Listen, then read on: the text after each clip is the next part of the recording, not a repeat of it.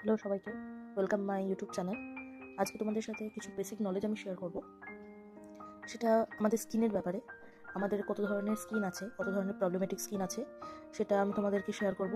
আমার মনে হলো আমাদের ডেলি বেসে এই জিনিসটা জানা খুবই প্রয়োজনীয়, যে আমাদের কোন ধরনের স্কিন সেটা বোঝাটাও খুব প্রয়োজনীয়। তাহলে আমাদের সেটা যদি প্রবলেমেটিক থেকেও থাকে, সেটা আমাদের ট্রিটমেন্ট করতে বেশি সুবিধা হয়। আর যদি আমরা সেলফ মেকআপ করি, আমাদের মেকআপ করতে যদি ভালো লাগে, সেটা মেকআপ করতেও আমাদের সুবিধা হবে। যে আমরা যদি আমরা নিজেদের স্কিনটা যদি আমরা বুঝে নিই যে কীরকম আমাদের স্কিন টাইপ, তাহলে সেরকম আমরা স্কিন প্রিপারেশনটা আমরা করতে পারবো। তো সবার আগে আমাদের জানা দরকার হচ্ছে কত ধরনের প্রবলেমেটিক স্কিন হয় আমাদের। মানে অনেকের অনেক ধরনের প্রবলেম হয়, নিজেরটাও যেরকম জানা দরকার, অপরেরটাও সেরকম জানা দরকার। আমাদের বিগিনারদের জন্য এটা বেশি হেল্পফুল হতে হয়, যেটা আমরা স্কিন টাইপটা জানবো, কীরকম কী কারের স্কিন টাইপ আছে, তো সেরকম বেসে আমাদের মেকআপ করতে হয়। এই ভিডিওটা আমার মনে হয় বিগিনারদের জন্য বেশি হেল্পফুল হবে। তো দেখো কীরকম কত ধরনের প্রবলেমেটিক স্কিন হয়। আমি কিছুটা ছোট ছোট করে বলতে থাকবো। যদি তোমাদের ভালো লাগে তাহলে আমি আরও বেশি শেয়ার করব, যেটা তোমাদের হেল্পফুল হবে। তো এখানে ফার্স্টেই আমি লিখেছি অ্যাকনি প্রবলেম, যেটা অ্যাকনি প্রোন স্কিন হয়, অ্যাকনি প্রবলেম হয় মানুষের। তারপরেই আমি লিখেছি ড্রাই স্কিন, যেটা আমাদের অনেকেরই প্রবলেম থাকে ড্রাই স্কিনের। তারপরে লিখেছি পিগমেন্টেশনের স্কিন, মানে পিগমেন্টেশন সব ব্রণের প্রবলেমের পর যে দাগগুলো রয়ে যায়, পিগমেন্টেশন। তারপর ফোর্থ প্রবলেম লিখেছি আমি স্কিন উইথ ব্ল্যাক হেডস আর হোয়াইট হেডসের প্রবলেম, অনেকেরই হয় এই জিনিসটা। তারপর স্কিন উইথ এক্সেসিভ হেয়ার, এটা তো প্রচুর মানুষের আছে, কারণ হরমোনাল চেঞ্জেসের কারণে এই জিনিসটা ঘটে, প্রচুর মানুষের ঘটে এটা।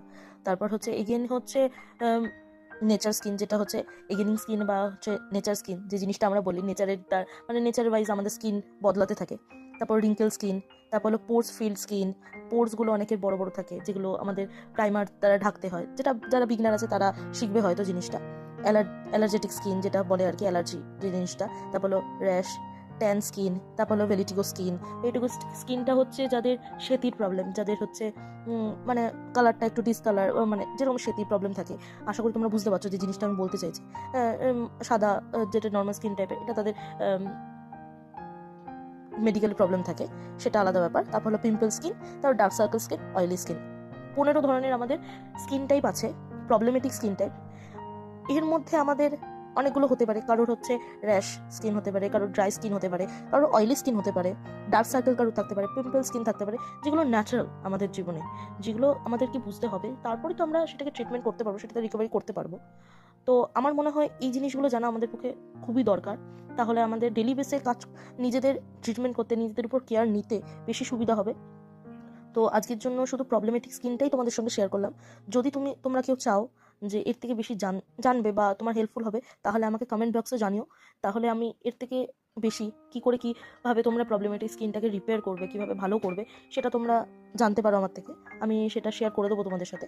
তোমরা, আশা করি তোমাদের ভালো লেগেছে, প্লাস হেল্পফুল হয়েছে। আমার মনে হয় এই জিনিসটা জানা সবার দরকার, তাই জন্য আজকে শেয়ার করলাম আমি জিনিসটা। তো আজকের জন্য টাটা। চ্যানেলটাকে লাইক সাবস্ক্রাইব করে দিও একটু ভালো লাগলে।